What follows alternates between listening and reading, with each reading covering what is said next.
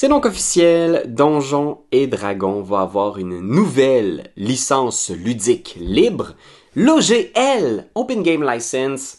C'est la licence qui permet à Donjons Dragons d'être utilisée par tous. C'est donc une entente selon laquelle vous pouvez publier du matériel pour Donjons Dragons et même monétiser ce contenu, mais vous devez, en échange, respecter certaines clauses. L'OGL 1.0A, comme vous le savez, vous avez sans doute suivi toute la polémique, et bien l'OGL 1.0A, c'était la licence que tout le monde utilisait depuis 2000. Donc 23 ans d'utilisation qui, aujourd'hui, on s'apprête à enterrer une fois pour toutes. Donc 1.2 va maintenant être la nouvelle licence à utiliser si vous voulez publier du contenu compatible avec Donjons Dragons. Vous devez le savoir, c'est encore un brouillon. Et notre bon ami Kyle Truc, c'est un des producteurs du studio Donjons Dragons, donc un des responsables de l'édition du jeu. Mais il a officiellement annoncé aussi cette semaine, récemment, dans un post, qui était pour avoir un sondage. Et normalement, le sondage devrait être en ligne aujourd'hui. Alors, si vous avez envie de donner votre feedback, vos impressions concernant cette première portion de l'OGL, s'il y a des choses qui vous déplaisent, ben absolument, vous pourrez aller voir ce sondage-là et donner votre opinion. Je nous invite tous, comme communauté d'amateurs de jeux de rôle, à garder la tête froide. Parce que j'ai vu tellement de rumeurs courir et il y a beaucoup de YouTubers comme moi, quel plouc, qui se sont improvisés journalistes. Et j'ai l'impression qu'il y a quelques rumeurs qui sont peut-être un peu moins fondées qu'elles ne semblent. Il y a un mot qui a circulé récemment sur Reddit, sur YouTube, sur d'autres plateformes, selon lesquelles Wizard of the Coast ne lisait absolument pas les sondages des usagers. Et donc, ce sondage-là était complètement bidon, ainsi que les sondages pour la future édition du jeu. Ça a été presque automatiquement contredit par d'autres employés de Wizard qui sont sortis rapidement pour dire non, c'est faux. On utilise les sondages, c'est pas vrai du tout. Il y a sans doute un malentendu d'un employé qui travaille peut-être pas sur les équipes qui ont accès aux réponses des sondages. Qui a raison là-dedans? Qu'est-ce qui est une rumeur? Qu'est-ce qui est fondé? Qu'est-ce qui est peut-être même de la dissension au sein même de l'équipe et du studio Donjons Dragons? Je ne sais pas. Je ne suis pas un journaliste. Je suis un fucking YouTuber. Fait que, s'il vous plaît, tout le monde, prenez ça avec des pincettes. Donc bref. Qu'est-ce qu'on a pour l'instant sur papier dans ce brouillon qui n'est pas encore officiel? Je vais mettre dans la description ici le lien pour la licence, comme elle est proposée pour l'instant. Vous pourrez aller la lire. Un petit rappel quand même, je ne suis pas avocat, donc cette analyse-là va rester vraiment sommaire, superficielle. Mais quand même, ce qu'on peut tirer de la lecture de ce document-là, c'est que dans un premier temps, Donjons Dragons et son ensemble de règles devrait éventuellement, lors de l'officialisation de tout ça, passer sous Creative Commons. Creative Commons, c'est une série de licences qui a été créée justement pour permettre aux gens de partager librement leurs idées et permettre facilement aux autres d'utiliser ces idées partagées-là sans craindre d'être poursuivis. Parce que de toute façon, les règles de Donjons Dragons ne peuvent pas être breveté. On peut pas mettre aux États-Unis un copyright sur une méthodologie, un système ou une règle. Et il y a des précédents à ça qui datent de plus de 100 ans. Donc, oui, ça semble être une vraie main tendue. C'est beaucoup moins drastique que les trucs qui ont fuité pendant le temps des fêtes. Mais en même temps, c'est un peu donné. C'est comme si Donjons Dragons disait « Hey, ces règles-là, ça nous appartient tous », alors que ça a toujours été le cas d'ailleurs. Ils ne pouvaient pas mettre un copyright là-dessus. Donc oui, on va passer sous Creative Commons. On va aussi se donner des moyens très fermes. Dans le fond, la licence est claire que vous ne pouvez pas, si vous utilisez la licence, publier du matériel que Hasbro considère haineux. Mais je veux dire, qui peut vraiment être contre ça? Si c'est utilisé à bon escient, de bonne façon, ça ouvre quand même une espèce de truc qui est extrêmement subjectif et qui est contrôlé beaucoup par l'éditeur.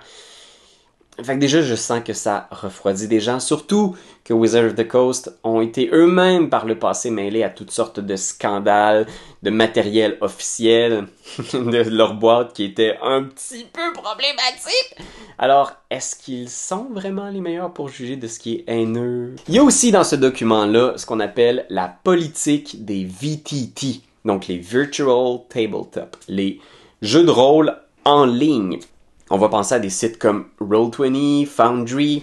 Donc, c'est des tables virtuelles où vous pouvez jouer à Donjons Dragons, mettre vos feuilles de personnages, parfois même jouer des livres officiels de la 5e édition dans ces sites-là. Puis c'est vraiment miraculeux comme outil. Ça permet de se connecter rapidement avec des gens qui sont partout dans le monde.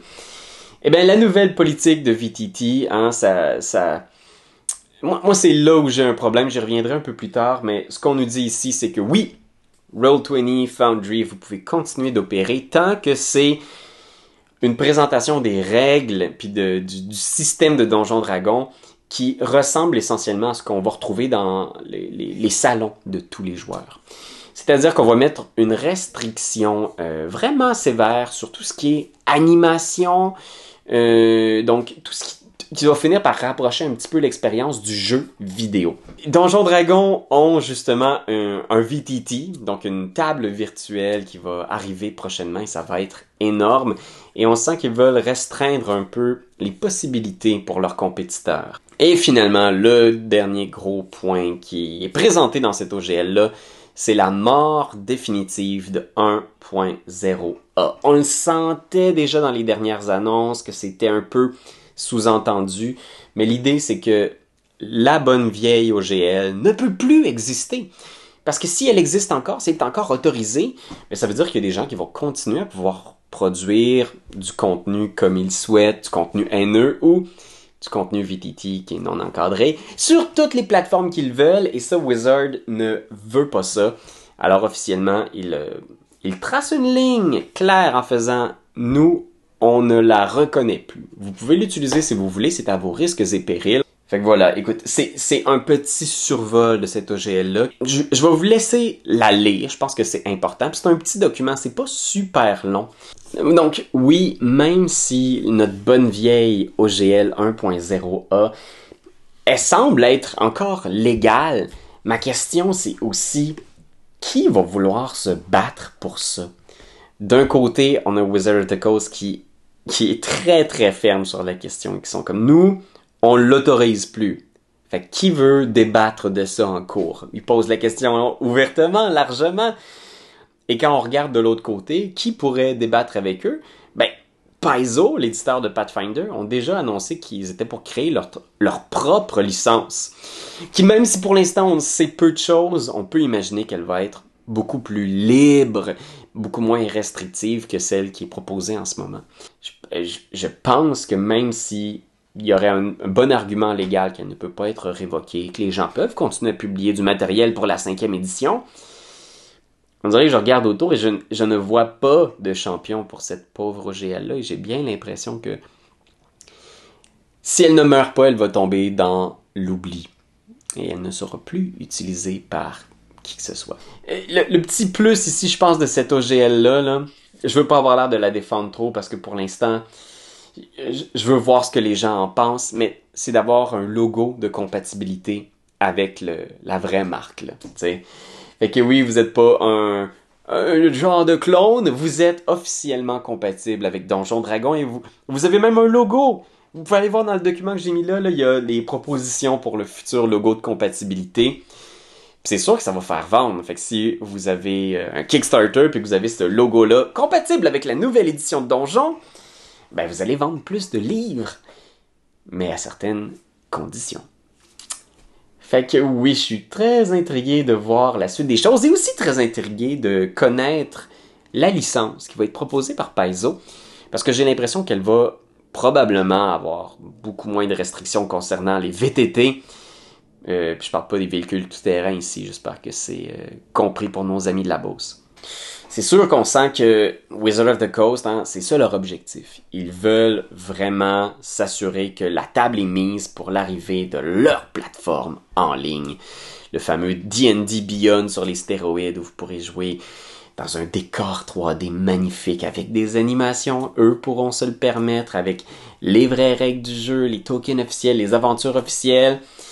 Ils vont rendre la vie très, très difficile aux autres VTT.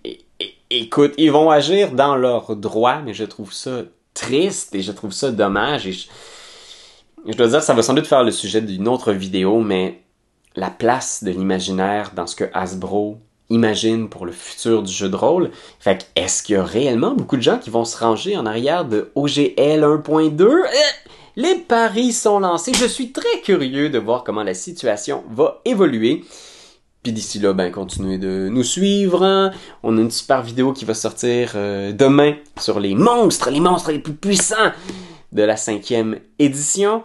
Et on va continuer notre partie dans l'univers de Gregenroth, que, ben, c'est un univers maison que j'ai créé. Je sais pas si je vais mettre ça en ligne un moment donné. Je sais pas sur quelle licence, hein. Fait que, salut tout le monde!